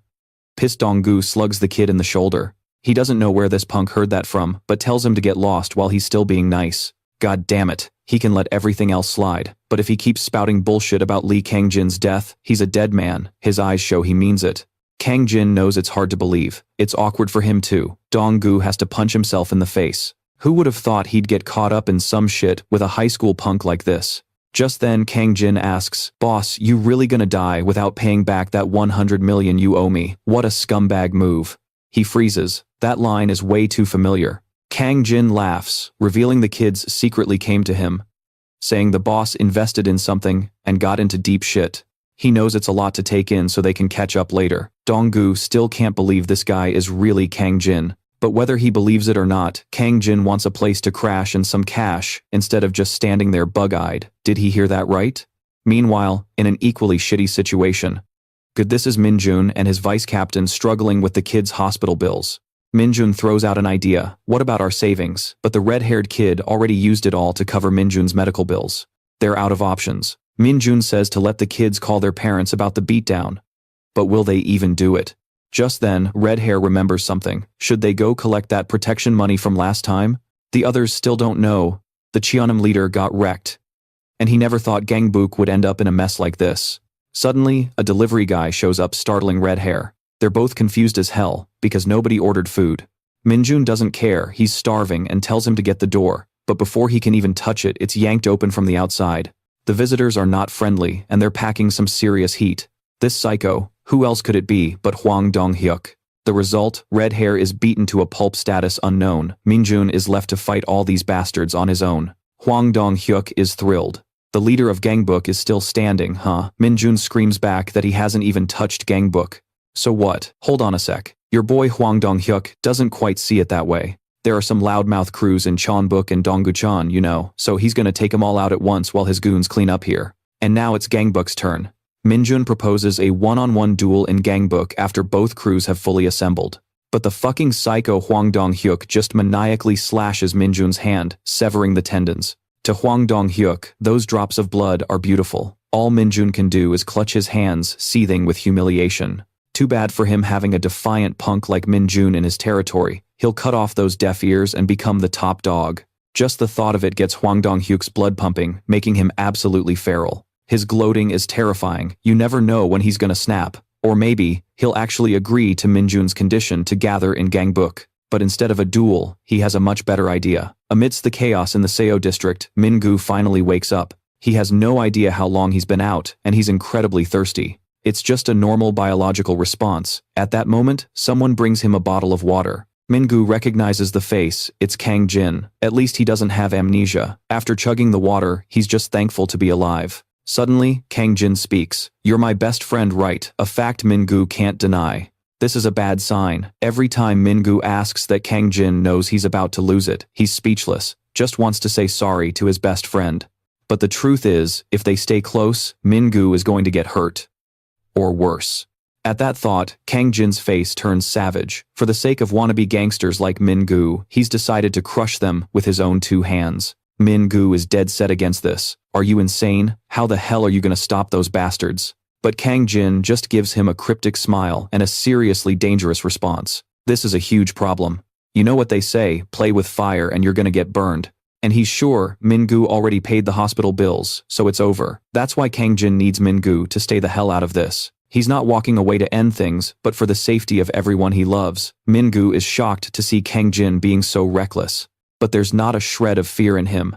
Is this really the Kang Jin he knows? The moment Kang Jin steps outside, he gets a call from an unknown number. His number has really been getting around lately. The voice on the other end is far from friendly. Turns out the guy looking for him is Song Hyun-soo from the Kanshin gang. The guy on the other end tells him to show his face. Kang Jin never backs down from a challenge, so he's on his way. Someone's already hunting him down. After waiting a while, Hyun-soo starts getting pissed that Kang Jin hasn't shown. He pulls out his phone to call again. Too bad the owner of that phone is standing right behind him. This whole meeting feels familiar. But Kang Jin has never heard the name Hyun-soo back when he was in the Kanshin gang. The guy has a short fuse. Maybe it's the damp smell of rain or just his arrogant lifestyle. He starts banging on his car since Kang Jin isn't answering. Right then, the man he's looking for knocks on the window. Memories instantly flood his mind as the face becomes clear through the rolled-down window. It's the same bastard who tried to stab him to death at the temple. He's finally found the son of a bitch. That little punk. That disgusting look in his eyes. That repulsive voice.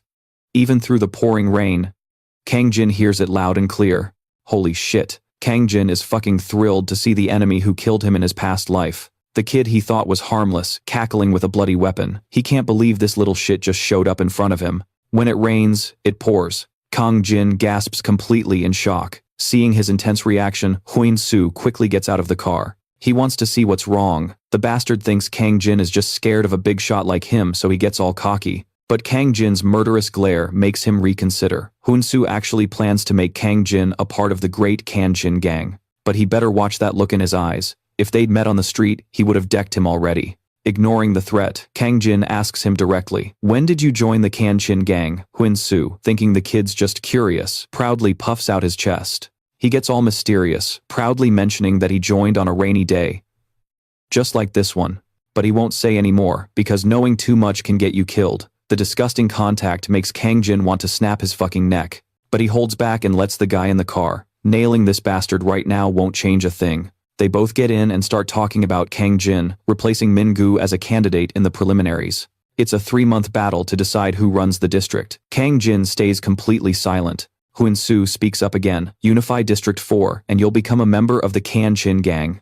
At the same time, there are a lot of stragglers around here, so we're gonna pick out the real tough guys. And if you prove yourself, you'll build some real influence in the organization. But Kang Jin asks a question back. "What do I get if I win this selection?" That punk Hyun-soo just chuckles and tells him, "You get to kill people." Since when does the Kanshin gang recruit little punks just for murder? It makes Kang Jin's blood boil. But he has to endure this dog's talk about some new world opening up. Kang Jin asks grimly if he's done talking. "So I can see where you'll be standing before you die." All while this guy acts like he's on top of the world. The very boss he stabbed and killed is using every last bit of self-control not to snap his skinny little neck. Song Hyun-soo lights another cigarette and warns him that anything Kang Jin does from now on, even complaining about the selection, will get him disqualified.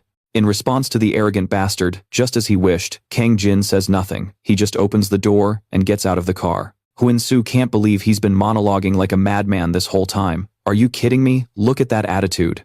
So damn disrespectful." That bastard has no idea the insane amount of restraint Kang Jin is showing right now. Later, Kang Jin drags his soaking wet body home, making Mrs. Lee worry. She immediately rushes over to ask what happened. "Son, why didn't you buy an umbrella?" But he just brushed it off, saying it started raining out of nowhere. Just as he walked in, his mom called him over. She sternly told him to sit down and spill what happened. And just like that, the gang boss, who's lived 2 lives, was helpless against this powerful woman. She kept nagging, but it was like he couldn't even hear her anymore. But his mom's vibe was different today. She told her son proudly, "At first I had some regrets, but now I think it was for the best. If you get super pissed or have a high fever, we can deal with it right away." He had no idea what the hell his mom was talking about. Turns out she was asking about the talisman a monk carved onto Kanchin's back. But hold on, when the fuck did she get this damn talisman put on me? He must have just never noticed it, but it's been there for 5 years. Kenshin's mom had taken him to the mountains to see a monk. Back then, she was shocked when the monk said it had to be tattooed on him, but the monk corrected her. It wasn't a tattoo. When 1,000 flames rage inside you, or when your body aches with a burning fever, That's when the talisman will appear. She cried her eyes out. Wouldn't it be better to just keep the talisman inside him? The monk snapped. How many times have you asked me that? Sorry, this monk is retired from the game, so he's got a short fuse. It's not literally real, but this marking means the boy was born with the fire of Guanyin. The 1,000-armed bodhisattva will watch over everything in his mind, and when it appears, a mother like you must pay attention. She tried to ask more, but he cut her off. Get the hell out. If you want your son dead, then go home now. The Buddha's gate doesn't welcome doubt. In that moment, Kanchin saw all of his mother's pain and suffering. Right now, the pain I see in your heart is just a drop in the ocean compared to what this child will endure in the future. So, think very carefully. Finally, wiping away her tears, she agreed to do it. Still, she had to be sure it was something the naked eye couldn't see. You still don't trust me. Look, kid, don't worry. The Buddha you seek will become your savior. And it was true, a Li Qin had survived. But it wasn't times Li Kanchin *. Like some clueless snake, he spoke as if he knew nothing. As for Minjun, after getting called out, let's just say his fate is unknown. Hoang Dong-hook was behind it all, and he couldn't believe the Bijou gang was this damn weak. The underlings started freaking out. With their boss defeated, it meant they'd have to start paying protection money. Hoang Dong-hook roared at the top of his lungs, shouting at the Bijou crew, now listen up. Protection fees. I don't need your filthy pocket change, and I don't have time to play hide and seek. So you know what I'm gonna do. The psycho Hoang Dong-hook gave those little punks a golden opportunity, Li Kanchin. Such a sweet, endearing name. Hoang Dong-hook made the decree, the one who catches Li Kanchin first will be the new leader of Bijou. Immediately the whole Bijou crew started scheming. This meant that if they caught Li Kanchin any times one of them could become the new boss. Knew it. That taste of their bitter ambition. It gets him fired up. Now, go hunt Li Kanchin. Meanwhile, across the Han River, a man was parking his car. He looks young, wears glasses, and has a distinctive mole on his right cheek. Things are getting interesting. And his timing couldn't be more perfect. The candidate for the Kanchin Gang's District 4 selection, Kan Min-huk, has arrived. A few days later, Trang Min gave Kanchin the rundown on Hoang Dong-hook, one of the other candidates, and the one targeting him right now. Hoang Dong-hook is the leader of the Cheonbu and Dongducheon alliance. At first, Cheonbu and Dongducheon were on good terms, since they were all older guys born in 2000. Kanchin got pissed at the fatty's rambling and told him to get to the point. The guy finally realized he was running his mouth a little too much. Anyway, Hoang Dong-hook of Cheonbu ended the beef between the two sides and unified them. Back then, it was a massive power play. Hoang Dong-hook showed mercy to no one. For a long time, the Dongducheon crew was a pain in the ass for the US military and foreign workers. Then one day, Cheonbu showed up in Dongducheon to sign a peace treaty. The two gangs had been on the brink of a massive war. Turns out that was all part of Cheonbu's plan. When a guy like Hoang Dong-hook tells you peace is the best option, you'd have to be a fucking idiot to believe him. In Dongducheon, there was a leader from the weightlifting club named Dong Sok. A huge dude who loved to preach about God, a total hypocrite. But those bastards from Cheonbu always came looking for trouble, like, you got a problem, step up. If not, shut your damn mouth. Dong Sok finally snapped. He was pissed at their arrogant asses strutting around, so he called those dogs over. Then, he threatened them for daring to get in his face. They messed with Dong Su and tried to walk. His crew despised the psycho foreign bastards, so they surrounded him. And that's how the brawl kicked off. Dong Su was a beast. He could take down a juiced-up teenager with his bare hands. But those guys just kept wearing these creepy-ass smiles. It pissed him off and gave him a seriously bad feeling. But then, a shitload of guys came out of nowhere surrounding him. Dong Su had no fucking idea what was happening. A whole mob just jumped them. But their leader Dong Su wasn't scared for a second and challenged them all. Bring it on. But right then, before a single punch was thrown, an uninvited guest appeared.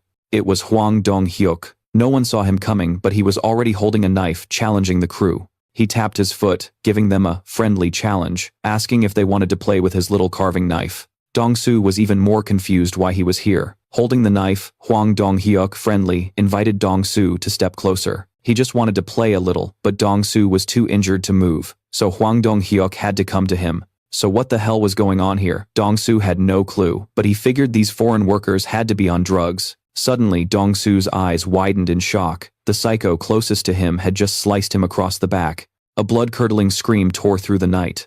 Hoang Dong-hyuk just chuckled and advised him, not everyone gets to be the main character. It's tough. All Dong Su could do was curse that bastard. This is why you can't treat that psycho like a human being. To him, this was all just a script. A necessary sacrifice for his perfect peace. He'd heard if you get stabbed there, you can't raise your arm to your shoulder, so he was just using Dong-su as an experiment. What a sick, twisted fuck. After he's done playing, his prey has to be down for the count. He hates it when they refuse to fall. Stubborn as hell. Once he saw Dong-su couldn't fight anymore, the bastard ordered, "Clean this mess up, we're going for drinks." Right then, one of Hwang Dong-hyuk's goons tossed the foreigners a stack of cash. This whole thing was a setup.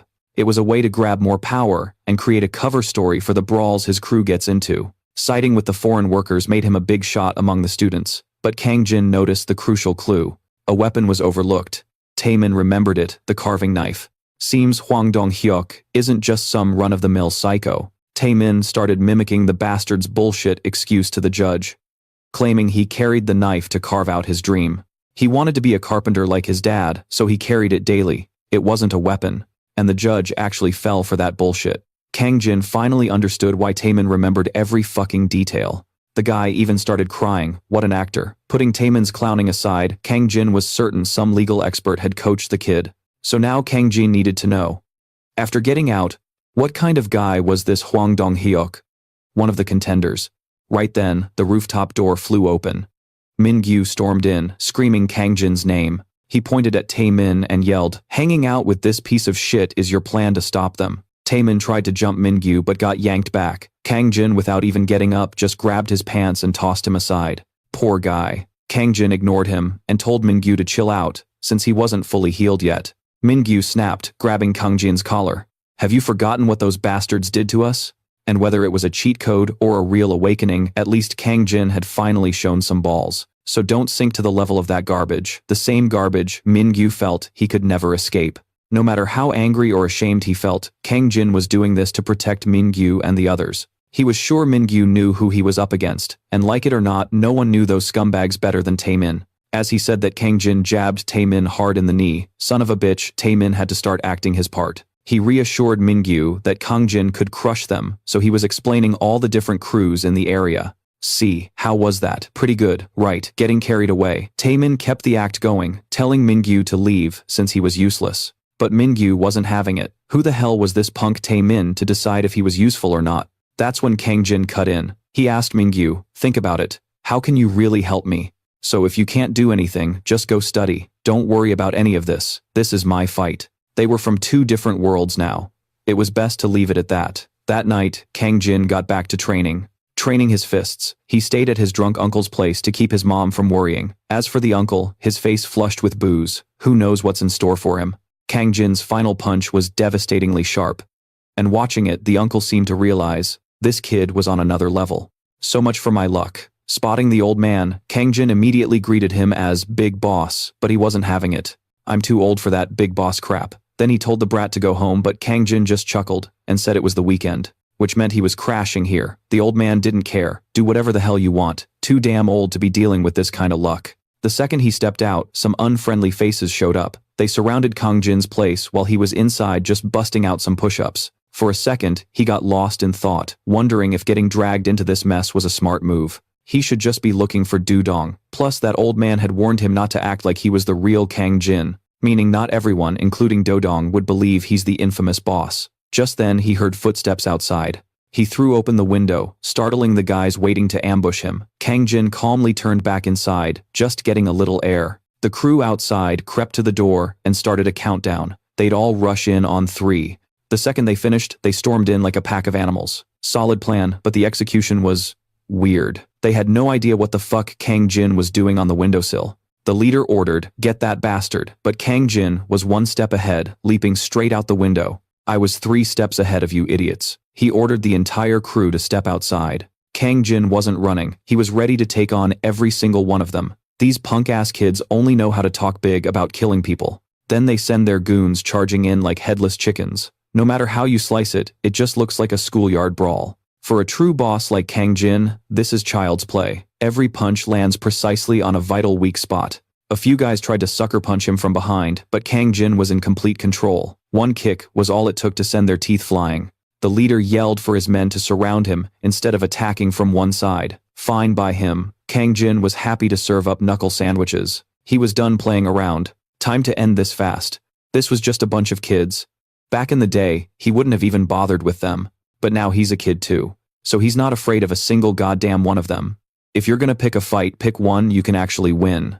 But Kang Jin has a bit of a soft spot. While he hesitated, one of the punks found himself a weapon. He grabbed a steel pipe from the construction site. These brats don't think about the consequences. All they want is to kill their opponent. To feed his ego, the guy swung the pipe at Kang Jin's head, but at that exact moment, a foot slammed right into his face. The newcomer was a guy in glasses who looked totally out of place in the underworld, Kang Min-hyuk. He took off his glasses, scoffing at Hwang Dong-hyuk's crew. Yeah, that guy fights dirty, but even he wouldn't pull a cheap shot this pathetic. The masked goons had no idea why Kang Min-hyuk was here, and they were totally shook. But one of them shouted to rally the troops. So what if it's Kang Min-hyuk? We're not scared. Attack him from all sides. Just like that, Kang Jin and Kang Min-hyuk were fighting back to back, but Kang Jin doesn't trust anyone enough to watch his six. Even while he was wrecking these small fry, he stayed on guard. Besides, he had no freaking idea who this Kang Min-hyuk guy even was. Kang Min-hyuk was getting annoyed by Kang Jin's trash talk. He was here for the thrill of the fight, not to play hero, so why all the chatter? Kang Jin was a little surprised. This guy could actually fight, unlike the rest of these scrubs. So Kang Jin taunted him. With punches like that, you're not gonna get hurt, are ya? Kang Min-hyuk was amused. He was so concerned in the middle of a brawl. But Kang Jin wasn't concerned. He just laid out the plan. You take that side, I'll handle the rest. The two of them fought in perfect sync. In no time, the construction site was littered with wrecked bodies. With one guy left, Kang Min-hyuk casually remarked, if he's gonna run, he should at least take his buddies with him. It's only polite. And he definitely wouldn't hit a guy who was running away. Then he chuckled and tossed the problem over to Kang Jin.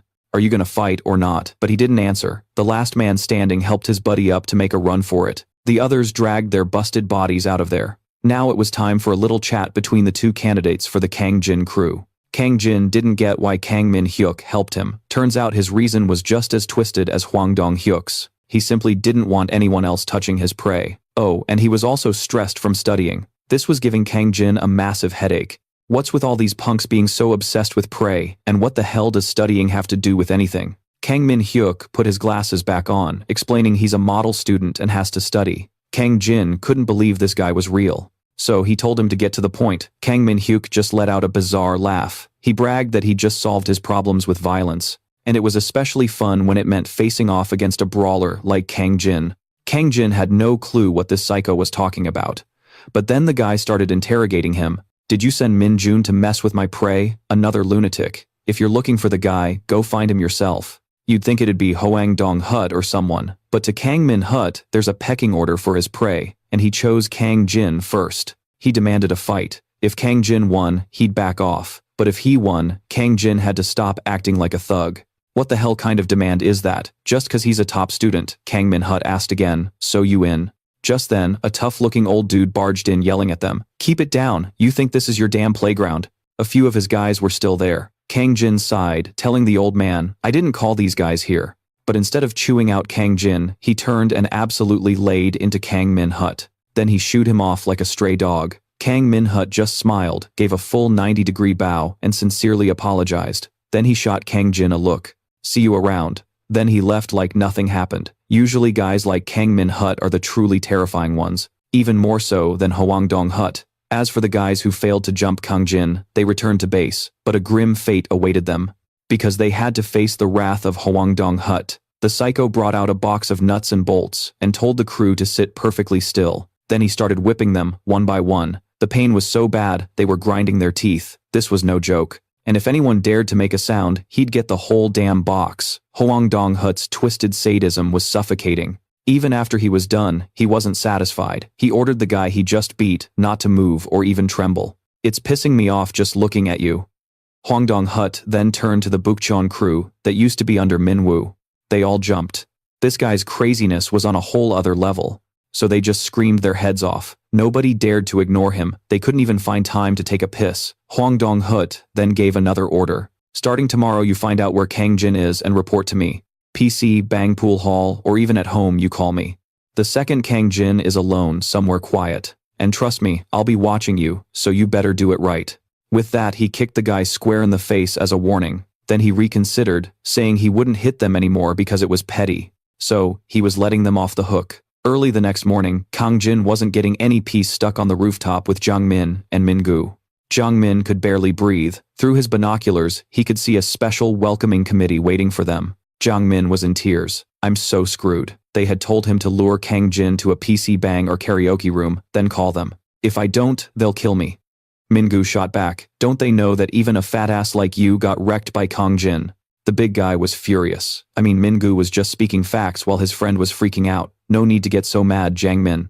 Unbelievable. The point is, they're at the school gate. What do I do? Just then, Kang Jin suddenly spoke to Min Gu. I finally have a job for you. The kid had no idea what was going on, but he had a very bad feeling about it.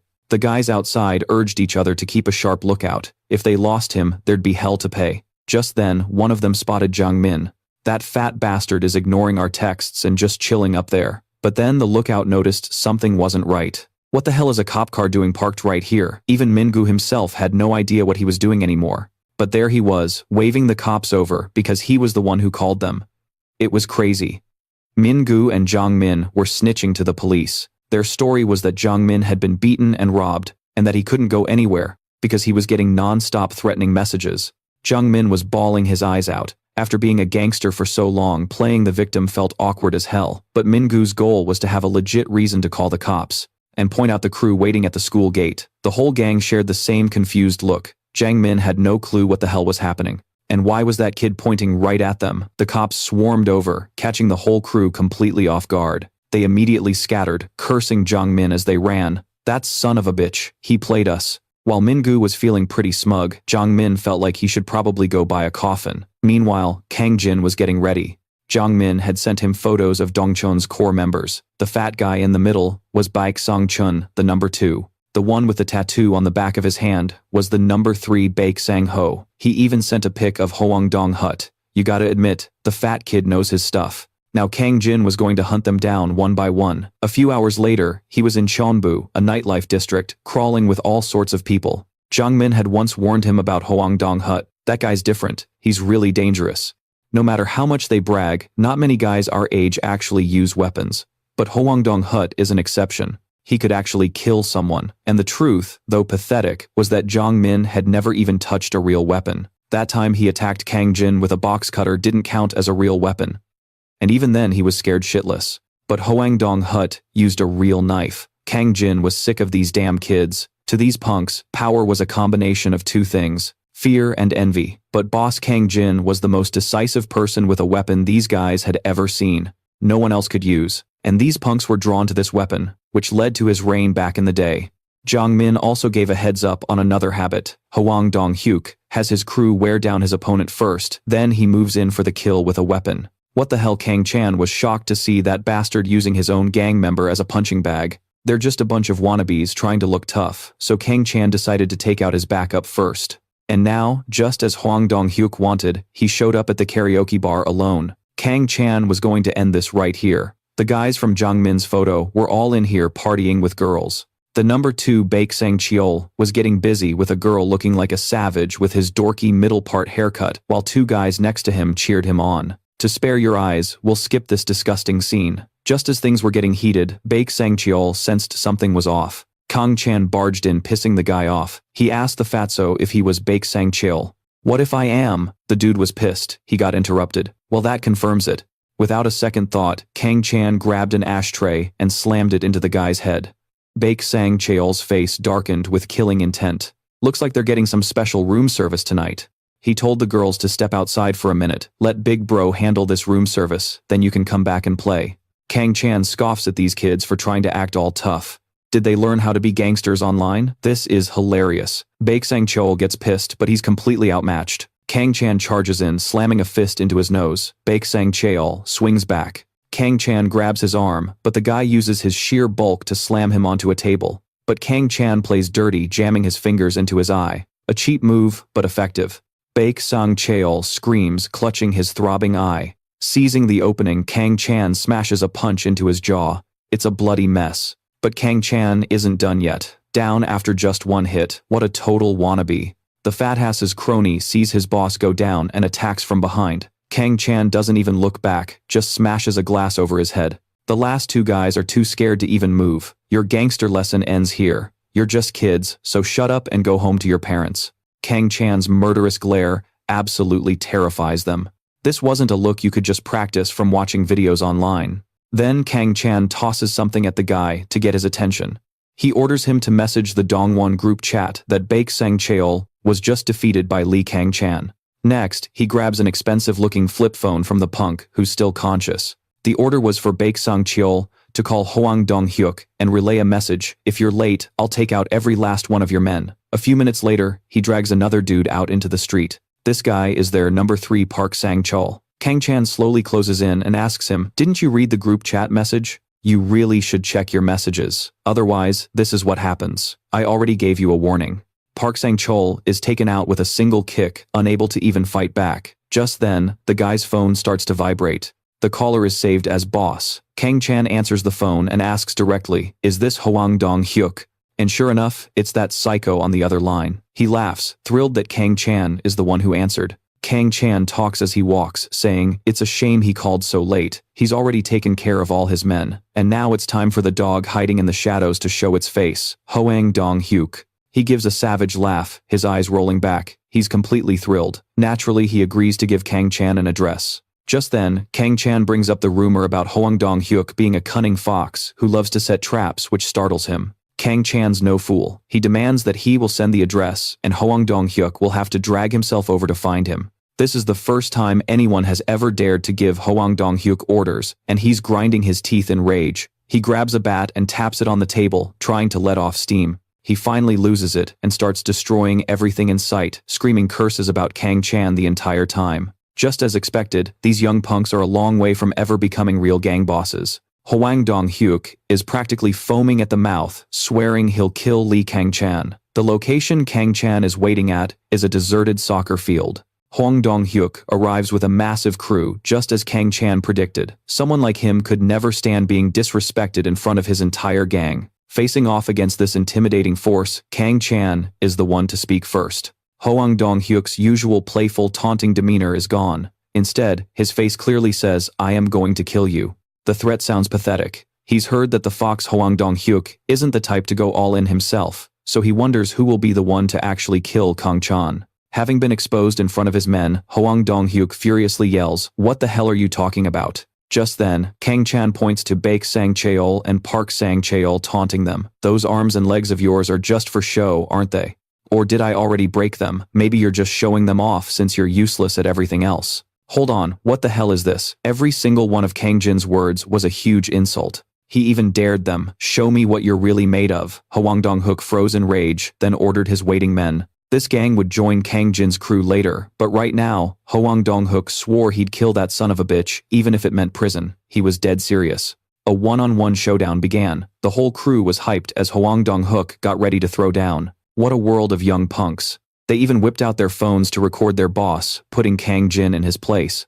No weapons needed. The hot-headed punk charged in first. In Kang Jin's eyes, he was just a reckless, wild animal. A simple sidestep, then a counter right through his opening, and just like that, his teeth were busted. They're just a bunch of kids who rush in with nothing but brute force and fists. For a guy like Kang Jin, who'd been fighting his entire life, this was child's play. Hwang Dong-hyuk wasn't even minding his range. He was just swinging to let off steam so anyone with a bit more skill would wipe the floor with him. Kang Jin's conclusion, Hwang Dong-hyuk was an even worse fighter than Min Jun. The guy mumbled curses through a bloody mouth. He swore Kang Jin wouldn't die an easy death. He kept rushing in and predictably got his jaw rocked. The young punk just kept cursing and charging, completely unaware of how outmatched he was. He had no intention of switching it up, and this was Kang Jin's game. The more he taunted him, the more Hwang Dong-hyuk's true pathetic nature was revealed. Sure enough, mid-fight he pulled a dirty trick and drew a weapon.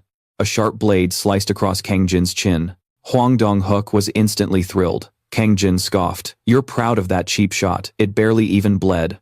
Hwang Dong-hyuk was completely stunned. He'd never met anyone like this in his life. He lunged, but Kang Jin dodged with ease. Kang Jin taunted him while dodging. "Toss it. Fight me with your fists. And prepare to be humiliated." Hwang Dong-hyuk was totally triggered, losing all his cool. His wild knife swings made him easy for Kang Jin to evade. But he was backed into a corner. Hwang Dong-hyuk sneered. "Keep talking shit. Let's see if you're still gabbing after I gut you." But against a mindless attack like this, taking control was easy. He trapped the knife and locked the arm tight. His other fist was already pulled back. Now the one who can't talk is the one getting hit, and even as he got punched, his knife arm was still trapped. He twisted the arm back then, slammed a knee into his face. It was a horrifying mess of blood and teeth. That blow completely wrecked the guy's face. The rest of the crew turned pale. They couldn't believe a weapon was useless against Kang Jin. Hoang Dong-hook was totally powerless. Kang Jin was about to teach all these wannabe gangsters a lesson. You guys really look up to your boss when he pulls a knife, huh?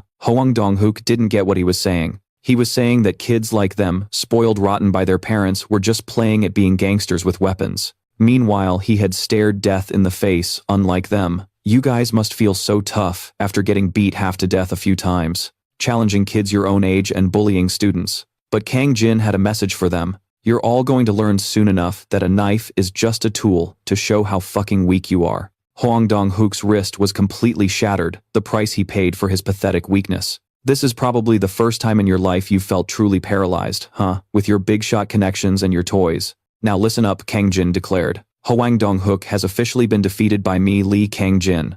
The Cheonbu and Dongducheon Alliance, or whatever the hell it is officially disbanded as of today. And one more thing. Every word and move Kang Jin made was caught on video. It was sent to the other players to plan their next move. This guy is Lee Dong-soo, a contender for District 1. He's extremely curious about this son of a bitch, and plans to unify District 1 fast. He's one of the top potential players. In a meeting between gang bosses, they bring up another big incident involving Kang Jin. It was 6 months ago, on Ansan Street, in Namgyeongju. It happened right at Kajake Bar, a famous spot in District 1. The staff at Kajake had to deal with this kind of crap daily. This guy was a real deal gangster, and he was demanding to see the owner. But tough luck, the owner wasn't there, so he tried to get a discount on his bill. The employee didn't dare argue back. But it was impossible since 2 of the 3 bottles were already open.